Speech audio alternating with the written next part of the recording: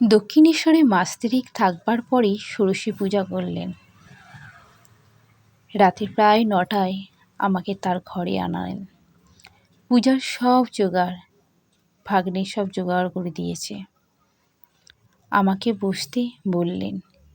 আমি তার চৌকির উত্তর পাশে জালার পানে মুখ করে বসলুম। ঠাকুর পূর্বমুখ হয়ে পশ্চিম দিকে দরজার কাছে বসেছেন। দরজা সব বন্ধ। আমার ডান পাশে সব পূজার জিনিস। পূজার প্রথমে পায়ে আলতা পরিয়ে দিলেন, সিঁদুর দিলেন, কাপড় পরিয়ে দিলেন, পান মিষ্টি খাওয়ালেন। আমি তখন কীরকম যেন হয়ে গেছিলুম। একটু পরেই বেহুঁশ হয়ে গেলুম। পূজার মধ্যে কি হয়েছে জানতে পারিনি। কালীবাড়িতে গান বাজনা হৈ হৈ, সবাই তা নিয়ে ব্যস্ত। আর তার সঙ্গে তাদের অন্য সম্পর্কেই বাকি, একমাত্র দর্শন পর্শন, আর তো কিছু না। দিনু বলে একটি ছেলে আমার ভাসুরপো হয়, মুকুন্দপুরে জ্ঞাতির ছেলে, ঠাকুরের কাছে থাকত। তিনি খুব ভালোবাসতেন। সে সব ফুল বেলপাতা জোগাড় করে এনে দিতে লাগল। হৃদয় সব ঠিকঠাক করে দিলে। পূজার সময় আর কেউ ছিল না, একা তিনি ছিলেন। পূজার শেষাশেষি হৃদয় এসেছিল।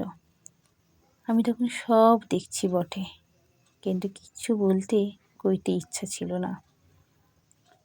আমি মনে মনে প্রণাম করলুম, পরে চলে এলুম। ঠাকুরের কোনো বিষয়ই ভগবান ছাড়া ছিল না। আমাকে যেসব জিনিস দিয়ে ষোড়শী পূজা করেছিলেন, সেসব শাঁখা শাড়ি ইত্যাদি আমার তো গুরুমা ছিলেন না, কি করব? ঠাকুরকে জিজ্ঞাসা করতে তিনি ভেবে বললেন, তা তোমার গর্ভধারিণী মাকে দিতে পারো। তখন বাবা বেঁচে ছিলেন। কিন্তু দেখো, তাকে যেন মানুষ জ্ঞান করে দিও না, সাক্ষাৎ জগদম্বা ভেবে দেখে। তাই করলুম। এমনই শিক্ষা তার ছিল।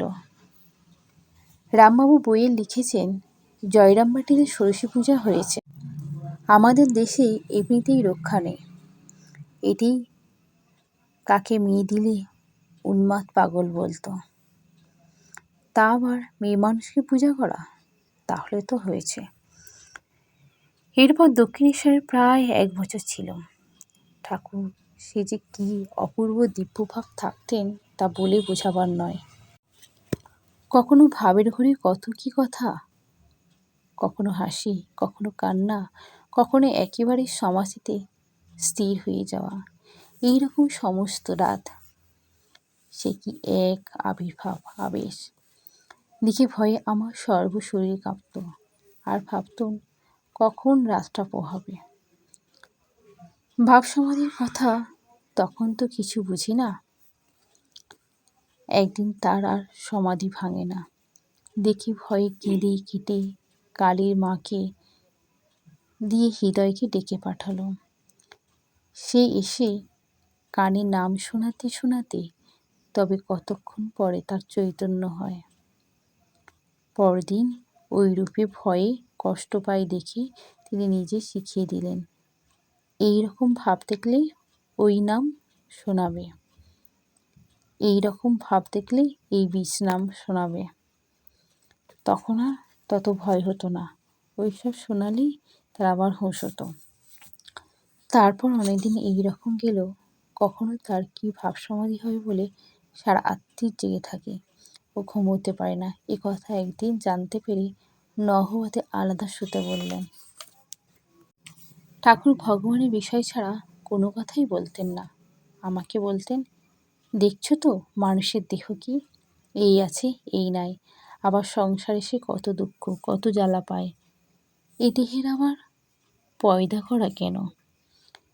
এক ভগবানই নিত্য সত্য, তাকে ডাকতে পারলেই ভালো, দেহ ধরলেই নানা উপসর্গ।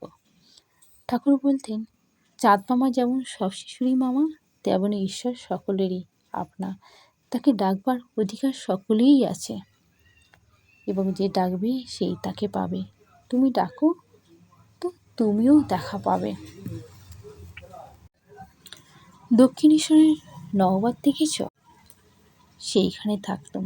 প্রথম প্রথম ঘরে ঢুকতেই মাথা ঠুকে যেত।